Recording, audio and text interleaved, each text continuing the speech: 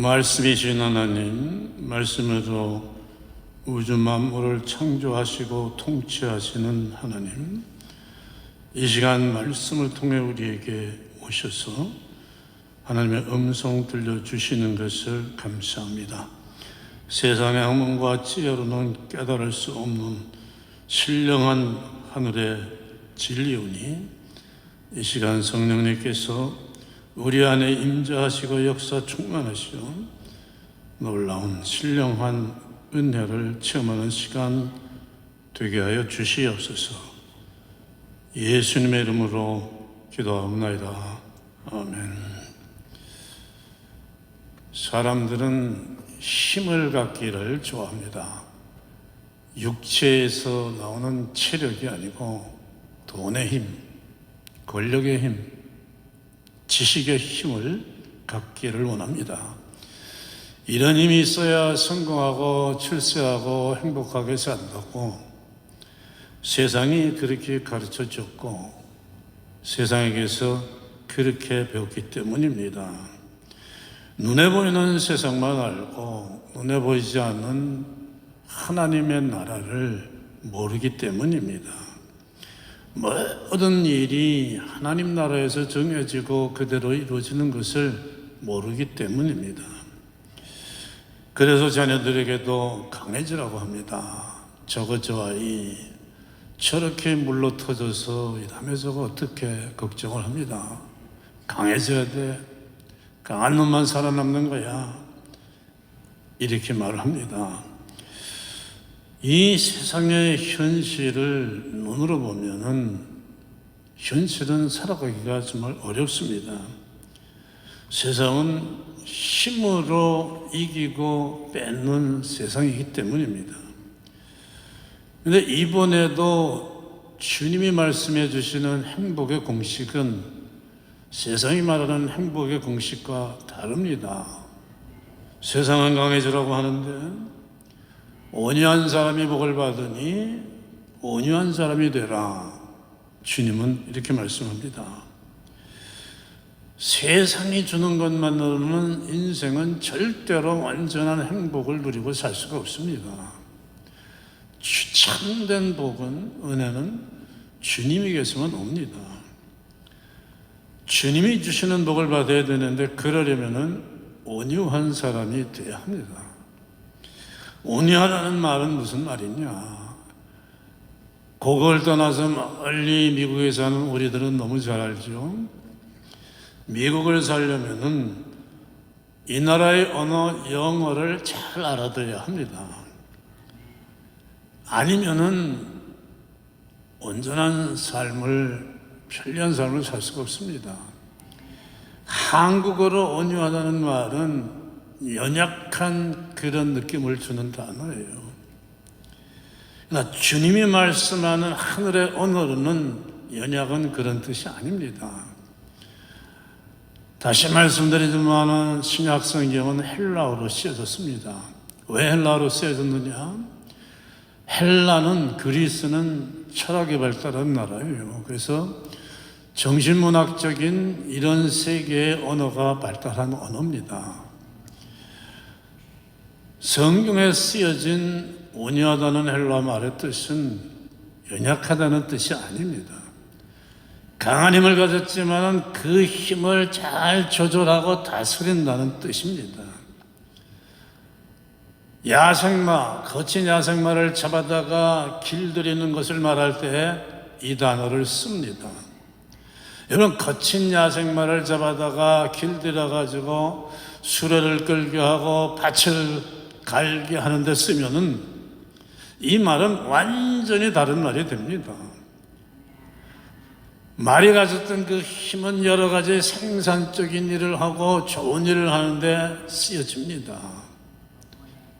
달라지는 거예요. 이것이 성경에 말씀하는 온유하다는 말의 뜻입니다. 성경이 어떤 사람을 가리켜서 온유한 사람이라고 말하는지를 보면은 더 잘 우리가 이해할 수 있습니다. 민수기 12장 3절은 모세는 그 온유함이 지면의 모든 사람보다 더하니라 말씀합니다. 모세를 온유한 사람이라고 말하는데 그냥 온유한 것도 아니고 이 지구상에서 세상의 많은 사람들보다도 가장 온유하다고 말하고 있습니다. 우리가 잘 알잖아요. 모세가 원래 이렇게 온유한 사람입니까? 아니죠. 모세는 원래는 과격한 사람이었어요. 얼만큼 과격하느냐? 출애굽기 2장을 보면은 어느 날 애굽 관원이 자기 동포 유대인 히브리인을 박대하는 걸 보고서는 분을 참지 못하고 때려 죽이지 않았습니까? 모든 사람들이 살면서 더러 화를 내지만은 그렇다고 사람을 때려 죽일 정도로까지 격분하지는 않습니다. 모세가 얼마나 격분하는 사람인지를 보여줍니다. 모세는 그런 사람이었어요. 그런데 온유한 사람으로 달라졌습니다. 베드로도 한성질하는 사람이었죠. 로마 병정들과 제사장의 하인들이 예수님을 붙잡으러 왔을 때 베드로가 칼을 빼가지고 대제사장의 하인 마르고의 오른 귀를 잘라버리지 않았습니까? 불같은 사람이었어요. 사도 요한 예수님의 12 제자 중에서도 얼마나 사랑이 많은지 사랑의 사도라고 부름을 받았습니다. 그러면 제자 요한이 원래 그런 사랑의 사람인가요? 아닙니다. 원래 요한은 우레의 아들이라는 그런 이름으로 불렸어요. 누가복음 9장을 보면은 압니다. 예수님이 어느 날 사마리아 지역에 가셨는데 사마리아 지방 사람들이 예수님을 환영하지 않고 박대를 했습니다. 이거를 보고 분이 난 사도 요한이 주님, 하늘로부터 불을 내려가지고 이곳 사람들을 전부 태워버립시다 그랬어요. 얼마나 불같아요. 우리의 아들입니다. 아니 아무리 화가 나도 그렇지 한두 사람도 아니고 마을 사람 전부를 태워 죽이자고 합니다. 그러던 요한이 예수님의 제자들 중에서도 사랑의 사도로 바뀌어졌어요. 사도 바울 스데반을 돌로 쳐 죽인 사람입니다. 그 후에도 이스라엘 방방곡곡을 다니면서 예수님 믿는 사람을 잡아다가 때리고 감옥에다가 쳐넣었어요. 그런데 달라졌습니다. 이 사람들이 모두 연약해서 그런 거 아닙니다. 연약한 것 같이 보이지만 이 사람들은 하나님의 말씀과 하나님의 영광과 하나님의 일, 하나님의 전 사명을 위해서는 목숨을 걸고 끝까지 강하게 싸우는 사람들이에요. 어떤 어려움을 당해도 주님을 위하고 하나님의 영광을 위하고 하나님의 나라를 위해서는 목숨을 바쳐서도 끝까지 포기하지 않는 사람들입니다. 이런 사람들이 어떻게 연약한 사람들이에요? 약한 것이 아닙니다. 자기들에게 있는 힘을 조절하고 다스려서 써야 될 것에 쓸 줄을 아는 사람들이에요. 자기가 가진 힘이나 모든 것을 자기 개인 감정이나 원한을 감기 위해서 쓴 게 아니라 하나님만을 위해서 모두 쏟아붓는 사람들이 된 것입니다. 예수님도 예수님 자신에 대해서 뭐라고 말씀했습니까? 나는 마음이 온유하고 겸손하다고 말씀하셨습니다. 예수는 결코 힘이 없으신 분이 아닙니다. 로마 제국을 썰어버릴 힘이 계셨지만은 오히려 맥없이 붙잡혀 끌려가셔서 십자가에 못 박히시고 피 흘리시면서 돌아가셨어요. 하나님의 일을 위해서 그런 겁니다. 그래야 하나님께서 계획하시고 하시려고 하시는 일이 이루어지기 때문입니다.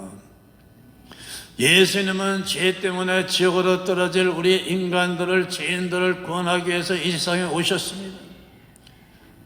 그 일을, 그 하나님의 구원 사역을 이루시기 위해서는 죄인인 우리 인간들 대신에 붙잡혀서 십자가에 달려 돌아가셔야만 했어요. 그래서 힘이 있었지만 하나님의 일을 이루시기 위해서 쓰지를 않으신 거예요. 이런 게 온유입니다. 내가 가진 모든 것을 내 자랑하는 데 쓰지 않고 나보다 약한 사람을 짓밟는 데 쓰지 않고 하나님의 일을 위해서, 하나님의 영광을 위해서만 쓰는 것, 이게 성경이 말씀하는 온유함이에요. 예수님은 죽은 사람도 살리시고 오병이어의 기적도 행하시고 바다의 광풍도 잠재우시는, 세상을 뒤집을 수 있는 그 얼마든지 기적을 일으키시는 힘을 가지셨지만은 한 번도 그 힘을 자신을 위해서는 쓰지 않으셨어요. 오직 하나님의 영광과 하나님의 일을 위해서만 쓰셨습니다. 그랬기 때문에 십자가 위에 달려서 침뱉음을 당하시고 조롱을 당하셔도 말없이 다 참으셨어요. 그랬기 때문에 십자가 승리를 이루어내시고 모든 인간들에게 구원과 부활의 길을 열어주신 겁니다. 이게 성경이 말씀하는 온유함이에요. 연약하다는 뜻이 아닙니다. 강하지만 다스리고 있는 걸 말하는 거예요. 뭘 위해서? 너희들이 한 일, 가치 있는 일, 하나님께 영광 돌리는 일에 쓰기 위해서. 진정한 힘은 이거예요. 자신의 모든 걸 다스려서 최고의 것, 하나님의 일을 이루는 일에 쓰는 거예요. 자기 고집이나 생각, 방법으로 살던 인간이 하나님 앞에서 자신을 낮추고 겸손해져 가지고 하나님의 뜻을 따르며 순종하고 사는 모습, 이게 온유입니다. 하나님 나라에서는 이런 사람이 복을 받습니다. 이런 사람이 승리자가 됩니다. 이런 사람은 자기의 모든 것을 하나님께 맡기는 사람들은 연약한 게 아니라 오히려 강해집니다. 모세 보세요. 그 한성질하던 사람이 온유한 사람이 되니까, 자기의 모든 걸 하나님을 위해 드리니까 세상에 홍해바다를 쫙 가르는 모세, 10번이나 기적을 일으켜 가서 세계 최강대국 애굽왕 바로를 무릎 꿇게 하는 모세가 되질 않았습니까? 내게 있는 모든 걸 하나님께 드리고 하나님의 영광을 위해 쓰임받게 할 적에 나는 오히려 엄청나게 강해지는 거예요. 큰 소리치고 성질만 부리다가 막상 무슨 일이 생기고 위험한 상황이 닥치면은 도망치던, 예수님까지 버리고 도망치던 베드로가 나중에 온유해졌어. 예수님을 복음을 전파하다가 붙들려서 십자가에 달려 죽는데도 조금도 두려워하지 않지 않습니까? 또 베드로가 예수님처럼 병자를 고치고 기적을 행하는 그런 사람이 되지는 않습니까?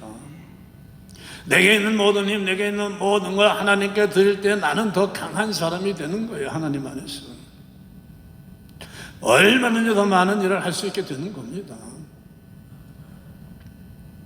힘이, 내가 가졌던 힘이 없어지는 게 아니라 하나님 안에서 더 강력해지는 거예요. 이런 사람들, 온유한 사람이 되어서 모든 것을 하나님을 위해서, 하나님을 영광을 위해서 쏟아붓는 사람들이 주님이 주시는 복을 받습니다. 오병이어의 기적의 사건 너무 유명합니다. 어느 날 수천 명이 예수님 앞에서 말씀을 듣는데 말씀의 은혜를 받아가지고 시간 가는 줄도 모릅니다. 그러다 보니까 식사 때도 지납니다.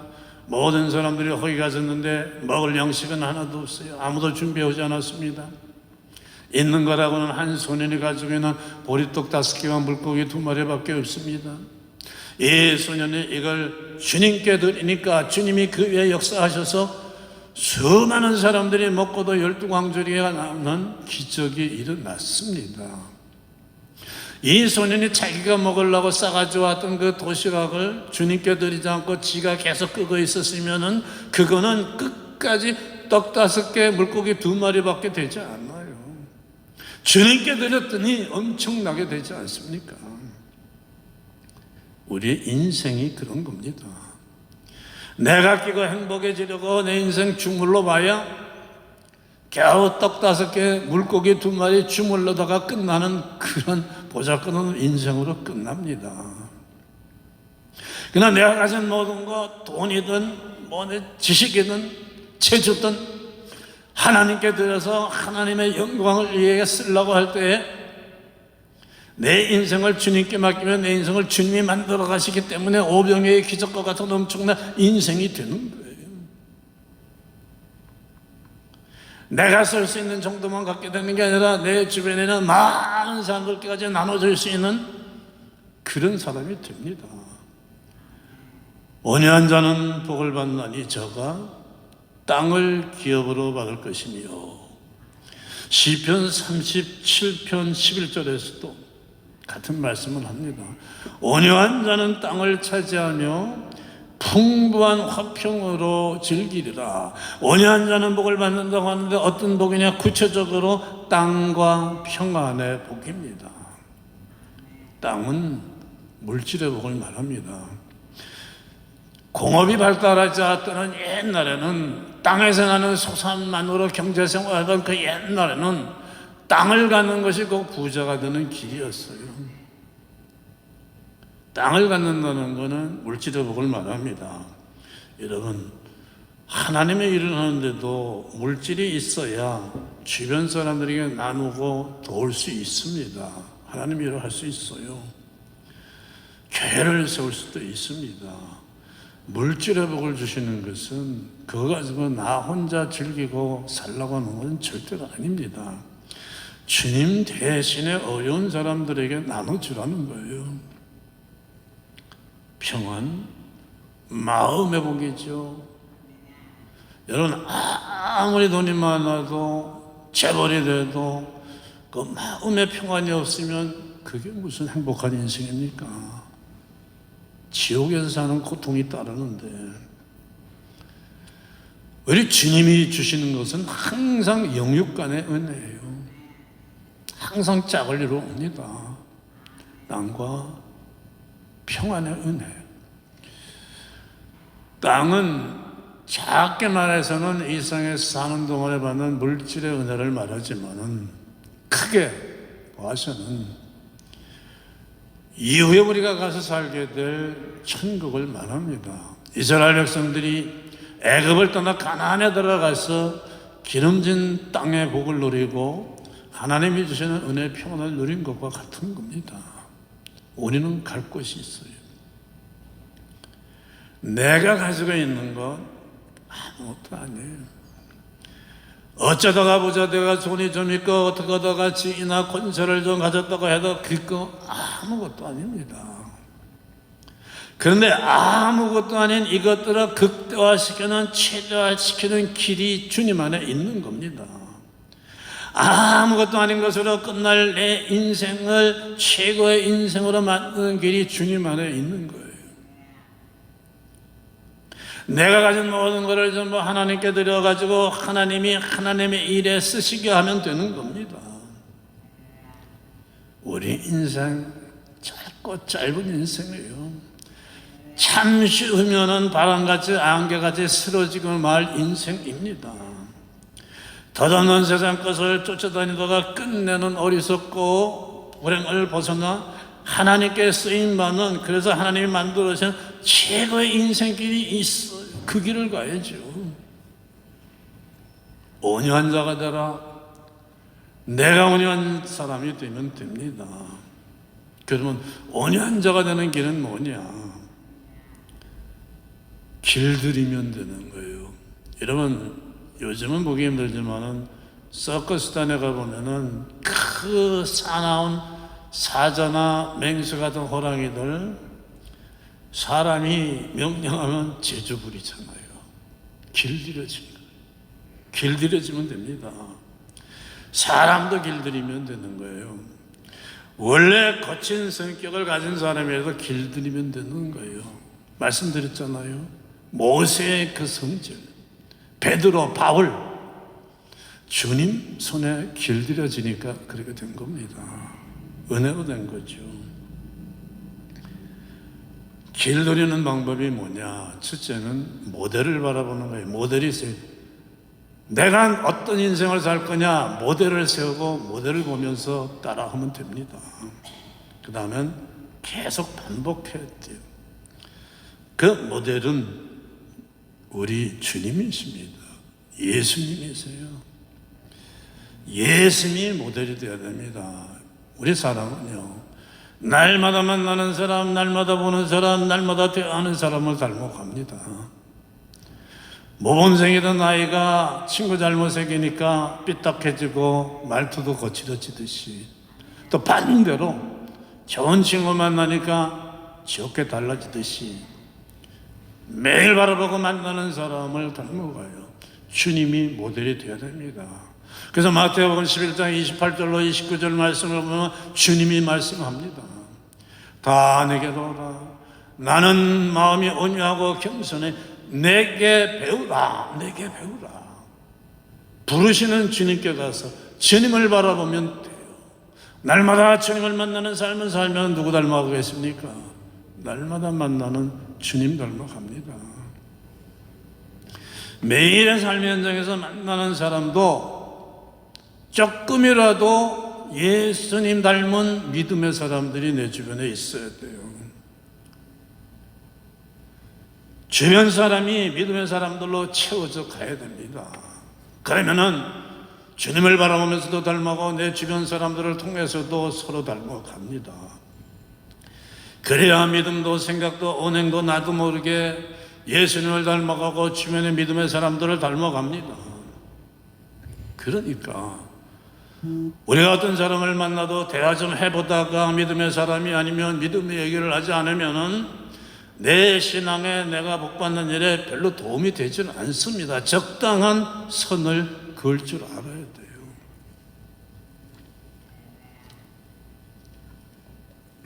그리고 계속하고 또 하고 반복해야 됩니다. 다 됐다고 착각하고 중단하면 안 됩니다. 제가 개를 좋아해가지고 큰 110파운드나 무게가 나가는 쇠바트를 기른 적이 있어요. 이를 훈련소에 보냈습니다.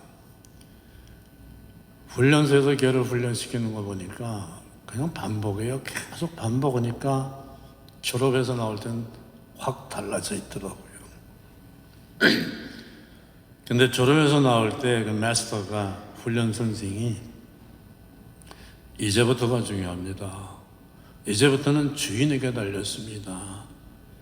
계속 해야 됩니다. 쉬면은 소용이 없어집니다. 그렇게 얘기를 하더라고요.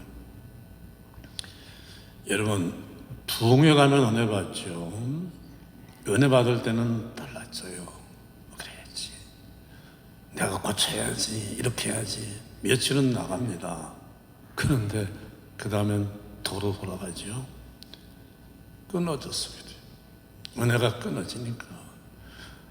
한 번 부흥해서 은혜 받은 거는 안 돼요. 반짝으로 끝납니다. 은혜가 계속 들어가야죠. 흐르는 물은 썩지 않지만 고인 물은 썩습니다. 구르는 돌에는 이끼가 끼지 않지만은 박혀있는 돌에는 이끼가 낍니다. 여러분, 자전거 보세요. 자전거요, 처음에 페달 저을 때는 힘들지만은 일단 굴러가기 시작하면 쉽죠. 그래서 계속 페달을 밟아야 돼요. 안 밟으면 쓰러져요. 우리 신앙생활은 자전거 타는 거와 똑같아요. 페달을 계속 밟아줘야 돼요. 계속 밟아주면요, 힘 안 들어요. 가끔 하면 돼요. 그런데 섰다가 가려면 또 페달질을 한참 할 때 힘들죠. 우리 신앙생활은 끊어지지 않고 계속해서 주님을 바라봐야 되는 거예요. 계속 은혜가 들어가야 되는 거예요. 그러면은 주님 닮아갑니다. 반복해서 주님이 말씀한 걸 붙들고 그대로 한번 해보려고 반복하다 보면 온유한 사람이 되는 거예요. 물론 한 번은 안 되죠. 물론 이 세상에 있는 동안에 100% 완전하게 주님을 닮지는 않아요. 그런데 어제보다는 오늘보다는 내일 점점 달라져 가면서 조금씩 점점 더 주님을 닮아가요. 교회 안에 많은 분들이 있어도 이렇게 보면은 대충 촌수가 나와요. 저분은 예수님 오고 한 10층쯤 되는구나. 저분은 한 8층까지 많이 닮으셨구나. 촌수가 다 있어요. 저분은 그저 사돈의 한 8층 정도 되는 것 같다. 은혜는요, 내가 많이 받으면 받을수록 적으면 적은 대로 주님이 주셔서 내 안에 들어간 은혜는요, 눈에는 안 보이지만 색깔이 나옵니다. 느껴지는 거예요. 오늘 이 시대는 온유한 사람을 찾아보기가 참 힘든 세상입니다. 자기가 가진 힘을 다스리기는 그냥 반대로 자신이 가진 힘으로 약한 사람을 휘두르며 흔들며 살아갑니다. 여러분, 교회 다니다가도 아무 개가 기분 나쁘면 참지 못하잖아요. 주님을 위해 참고 주님을 위해 내게 있는 모든 것을 드리는 사람을 보기 힘든 세상입니다. 우리 성도들은 온유한 자가 되면은 복을 받는다는 주님 말씀대로 온유해져야 됩니다. 내게 있는 모든 것을 그 힘을 나를 위해 쓰지 않고 하나님과 하나님의 영광을 위해 쓸 수 있도록 하나님께 드리면 나는 하나님 안에서 더 강한 사람이 됩니다. 더 많은 하나님의 일을 하는, 하나님의 영광을 위해 쓰임받는 그런 삶이 됩니다. 그런 삶을 살면은 주님이 주시는 은혜로 채워지는 진정으로 복된 삶이 됩니다. 내가 온유해져서 내게 있는 모든 걸 하나님께 드릴 때 하나님은 내가 드린 내 삶을 가지시고 내 인생을 최고의 인생으로 만드시는 거예요. 이 땅에서도 땅의 복과 화평의 복을 주시고 이 세상 다음에는 주님 나라 그리 불러주시지 않습니까? 날마다 끊임없이 주님을 따르며 나를 다스려 주님 닮은 온유한 성도님들 되시기를 축원합니다. 기도하겠습니다. 아버지 감사합니다. 오늘도 하나님 거하시는 이 제단에 나와서 주님을 만나게 하시고 또 말씀을 통해서 우리의 영역이 강화되고 우리의 마음이 온유해지는 그런 시간 주심을 감사합니다. 주님이 부르셔서 주님 앞에 서는 그날까지 나는 온유하니 내게로 와서 배우라고 하신 주님 말씀 따라 주님을 만나고 주님 닮아가는 승리자들 되게 하여 주시옵소서. 예수님의 이름으로 기도합니다. 아멘.